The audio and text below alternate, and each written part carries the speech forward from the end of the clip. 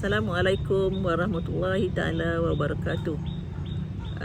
Hari ini kami bersiaran di dataran Shah Alam. Sepatutnya semalam, tapi ada urusan yang tak dapat dielakkan, ditukar ke hari Selasa. Tajuk hari ini, sesal dahulu pendapatan, sesal kemudian tak berguna. Assalamualaikum warahmatullahi taala wabarakatuh. Berbahasa ini bermaksud setiap kali kita ingin melakukan sesuatu, kita mestilah sentiasa berhati-hati, memikirkan buruk baiknya supaya tidak gagal. Bila gagal kita menyesal, habis tenaga, habis masa. Jadi sama ada soal pelaksanaannya ataupun keputusan yang kita buat itu tidak kena, kita batalkan ataupun jangan meneruskan. Sebab kalau diteruskan juga, akibatnya kita tidak berjaya. Dan bila tak berjaya, kita menyesal kemudian. Jadi lebih baiklah menyesal dulu, sesal dulu. Pada masa yang sama, bila kita bercakap dengan seseorang, kita kena berfikir dengan baik supaya tidak menyesal. Saya fikir semua orang ada pengalaman yang sama. Kita tidak ataupun silap bercakap, akhirnya kita merasakan telah menguris perasaan orang ataupun orang berkecil hati. Tapi mungkin tidak. Ibarat kalau terlajak perahu boleh undur, tapi kalau terlajak kata, jangan main buruk padanya. Saudara-saudari rakan media sosial yang kami raihkan, saya nak bincang 4 perkara je perkara ni. Pertama, apa itu sesal dulu? Sesal dulu ni adalah lebih kurang kita membatalkan hasrat kita lah, tidak meneruskan sebab alasan yang kita cipta, alasan yang kita jangka.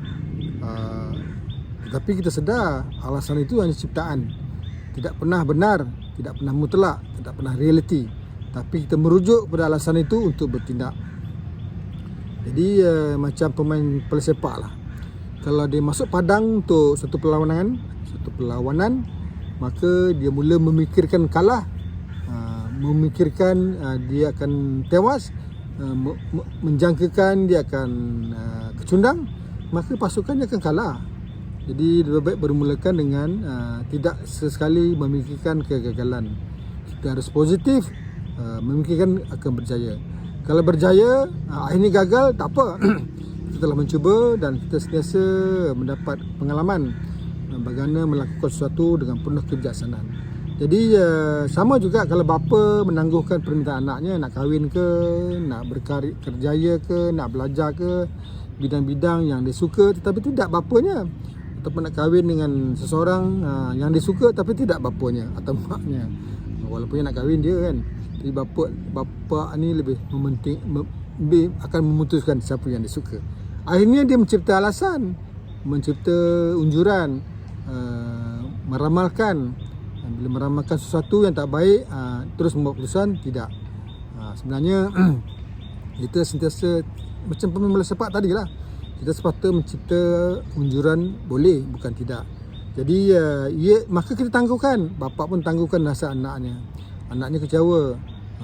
Bapa pun cakaplah, ini sesal dulu, lebih teruk kalau sesal kemudian. Sebenarnya kita tak tahu, mungkin itu sesal dulu tu akan menyebabkan sesal kemudian. Dia akan kerugian seorang yang mungkin lebih baik. Kita tak tahu, kita hanya boleh merancang. Tapi soal sesal dulu, akhirnya sesal kemudian. Keduanya pasal contoh apa itu sesal dulu. Sekarang ni ada contoh yang terbaru, bagaimana projek itu burung tukang, projek lapangan terbang Kulim KXP. Alasan yang dikemukakan oleh kerajaan negeri, projek ini berdaya maju, tapi alasan yang diunjurkan oleh kerajaan pusat pula, dia tidak boleh berdaya maju, akan merugikan. Kerajaan pusat mengambil iktibar KLAA, akhirnya lapangan terbang yang patut menjana keuntungan tetapi akhirnya tidak, maka kerajaan terpaksa menanggung kerugian, menyelamatkan. Alasan itu juga ciptaan kerana takut rugi. Alasan untuk meneruskan juga ciptaan oleh kerajaan negeri, bagaimana dia berjaya. Jadi kalau dua pertikaian ini sepatutnya pihak ketiga memutuskan. Tapi untuk kes ni masing-masing memutuskan. Kerajaan negeri mengatakan dia betul, kerajaan pusat mengatakan dia betul. Maka kerajaan negeri maupun kerajaan pusat akan exercise apa peruntukan undang yang ada. Kerajaan pusat tidak membenarkan.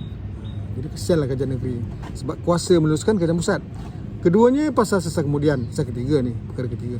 Apa itu sesal kemudian? Sesal kemudian adalah tidak meneruskan, tidak berjaya. Tidak berjaya mencatat apa yang kita mahu. Dia tak menepati benchmark yang kita putuskan. Kalau kita belajar nak A tapi dapat B, kita gagal, bukan? Sesal kemudian tidak pernah gagal. Sesal kemudian tidak pernah pasal kegagalan.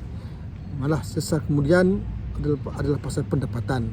Kita mendapati bagaimana kita gagal. Kita belajar darinya. Jadi untuk kali kedua besok kita buat, kita ada pengalaman. Seharusnya ia akan lebih baik daripada sebelumnya. Tapi kalau kali kedua tidak pernah belajar dari kesilapan, kali ketiga tidak pernah belajar dari kesilapan pertama dan kedua, kali keempat tidak pernah belajar dari kesilapan pertama, kesilapan kedua, kesilapan ketiga dan seterusnya, itu yang dikatakan tidak pernah memberi faedah sesal kemudian ini. Jadi saudara-saudari rakan media sosial, sesal kemudian sebenarnya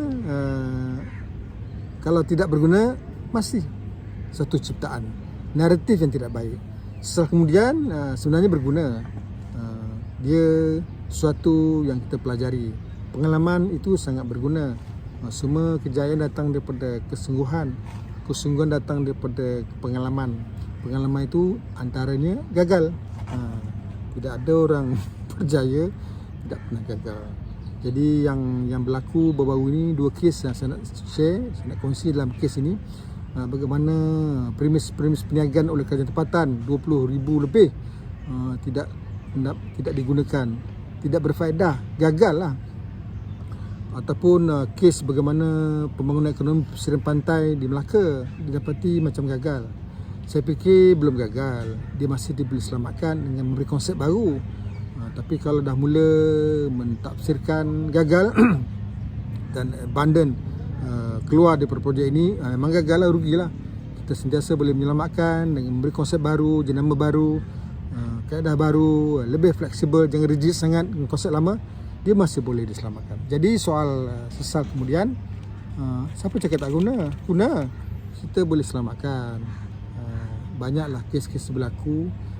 Sesuatu itu berlaku apabila telah melalui sedikit perubahan. Kita sentiasa boleh mengubah sedikit misi dan visinya supaya akhirnya berjaya. Ada orang berpada. Akhir sekali, sesal dulu maupun sesal kemudian. Ada pasukan rugby ni di tengah padang ni. Sorry. Saudara-saudari rakan media sosial yang kami raikan. Soal sesal dulu, sesal kemudian, ia adalah pasal IQ. Bagaimana kita mencipta alasan. Kebolehan otak ni sangat hebat. Sentiasa boleh mencipta boleh, sentiasa boleh mencipta tidak boleh. Suka hati lah nak pilih yang mana kan. Tapi saya percaya sesal dulu, kemudian adalah pasal kecerdasan emosi. Selagi kita memikirkan tentang kita, kepentingan orang, kepentingan orang lain, kepentingan seluruh rakyat, dia tak akan menyesal. Yang menjadi masalahnya, kita fikir diri sendiri saja. Saudara-saudari rakan media sosial, sebelum saya tutup, saya nak share satu cerita lah, satu naratif yang agak istimewa. Kenapa